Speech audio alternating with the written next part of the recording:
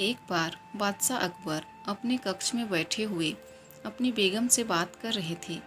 बातों ही बातों में उनकी बेगम ने कहा कि हमने अक्सर दरबार में आपको बीरबल की तरफदारी करते हुए देखा है।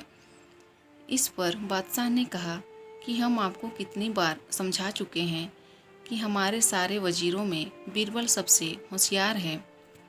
इस पर भी उनकी बेगम ने कहा कि मानसी भी होशियार है, लेकिन आप हमेशा उन्हें नज़रअंदाज कर देते हैं, यह जानते हुए भी कि वह हमारे भाई हैं। बादशाह ने कहा कि एक बादशाह को अपने सबसे अक्लमंद वजीर पर निर्भर रहना पड़ता है और हमारे दरबार में ऐसे वजीर हैं बीरबल। मानसी बेशक आपके भाई हैं, लेकिन ज़्यादातर बीरबल की ही राय सही होती है। इस पर उनकी बेगम ने कहा कि यह आप कैसे कह सकते हैं कि मानसी बीरबल जितने होशियार नहीं हैं। उन्होंने आगे कहा कि अगर एक मौका मिले तो मानसी भी बीरबल से ज़्यादा नहीं तो बीरबल के बराबर होशियारी दिखा सकते हैं।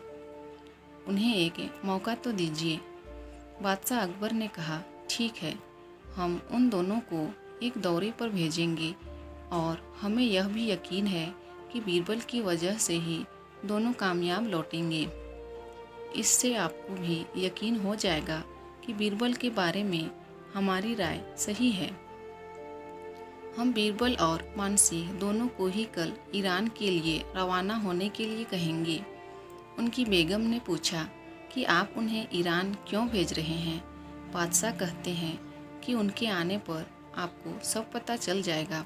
अगले दिन बादशाह अकबर ने बीरबल और मानसी दोनों को सभा में बुलाया और कहा कि हम चाहते हैं कि आप दोनों ईरान जाएं। शाह ईरान के लिए हमारा पैगाम लेकर हम उनके लिए कुछ तोहफे फिर भी देना चाहते हैं। इसलिए हमने अपने सबसे भरोसेमंद वजीरों को भेजने का फैसला किया है। मानसी कहते हैं, हुजूर, इस सम्मान के लिए आपका बहुत बहुत शुक्रिया। मैं आपको यकीन दिलाता हूँ कि हम दोनों आपका मान जरूर रखेंगे। बीरबल ने पूछा कि हमें कब निकलना होगा हुजूर। बादशाह अकबर ने कहा कि हम चाहते हैं कि आप दोनों आज ही निकल जाएं और शाह ईरान के साथ कुछ दिन बिताकर उनका जवाब लेकर लौटें। उन्होंने अपना सर हाँ में हिला दिया और अगले दिन वह दोनों ईरान के लिए निकल पड़े। ईरान पहुंचने पर उन दोनों ने शाह ईरान के सामने स्वयं का परिचय दिया और बताया कि हम बादशाह अकबर के राजदूत हैं। शाह ने भी उनका बहुत अच्छा स्वागत किया। शाह ने बताया कि वह दोनों को पहले से ही जानते हैं।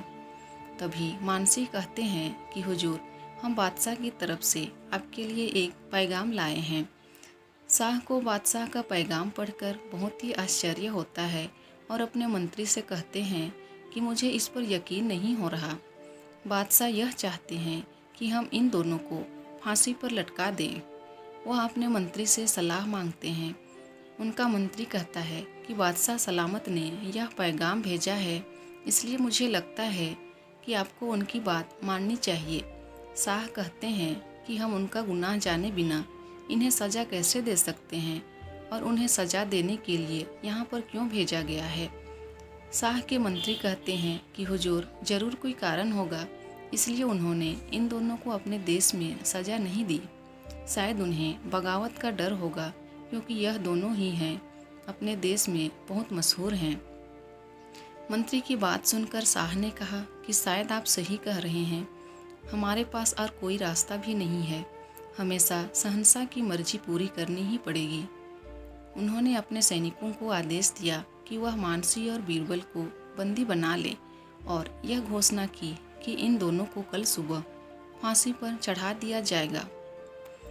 मानसी यह सब सुनकर हक्के बक्के रह गए और शाह से पूछने लगे कि हुजूर, हमें फांसी पर क्यों चढ़ाया जाएगा, हमारा गुनाह क्या है।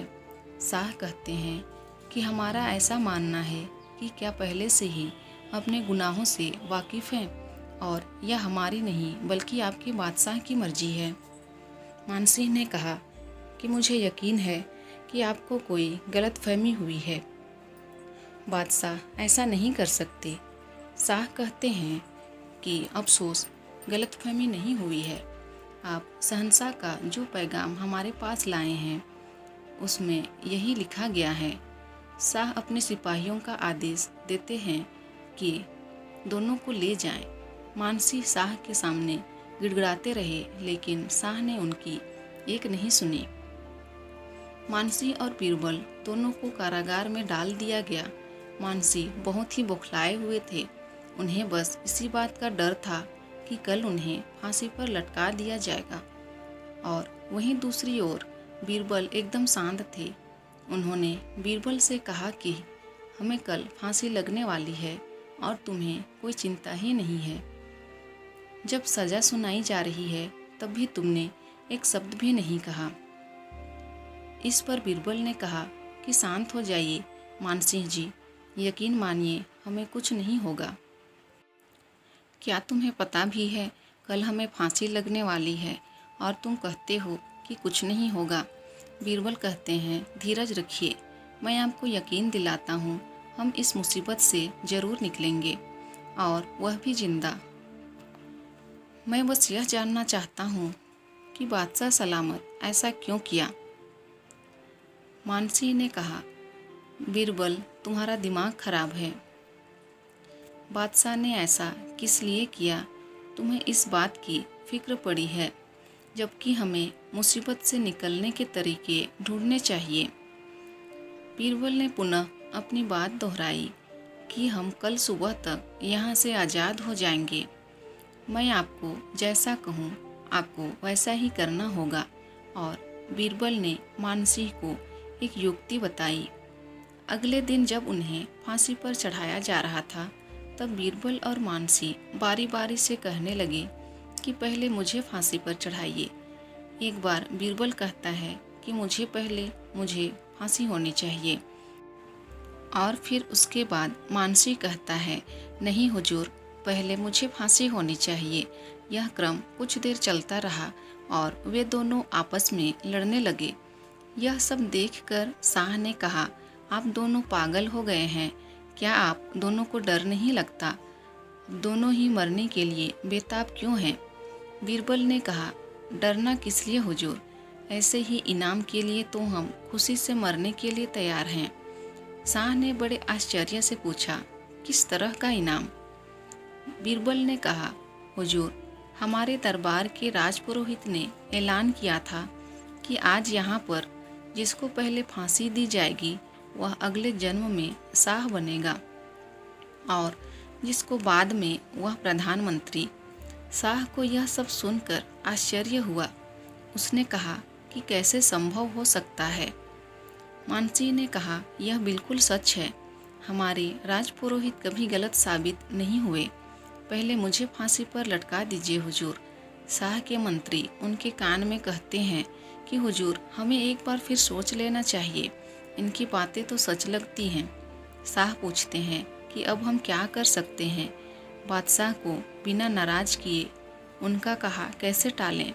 मंत्री कहते हैं कि आप इन दोनों के साथ उन्हें पैगाम भिजवा सकते हैं कि बिना इन दोनों का जुर्म जाने इन्हें फांसी पर नहीं लटका सकते।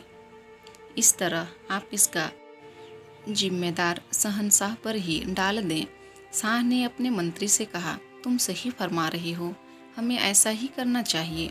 यह कहते हुए शाह ने मानसी और बीरबल दोनों को आज़ाद कर दिया और कहा कि हमें कुछ गलतफहमी हो गई थी। आप दोनों हमारा पैगाम लेकर जहां पनाह के पास लौट जाएं। दोनों ने शाह का अभिवादन किया और वहां से अपने देश के लिए निकल पड़े। जैसे ही वह दोनों बादशाह अकबर के दरबार में पहुँचे, बादशाह ने उनका स्वागत किया और पूछा कैसे रही आप दोनों की यात्रा? बीरबल ने कहा अच्छी रही हुजूर। बादशाह ने कहा कि हम अपनी हार स्वीकार करते हैं।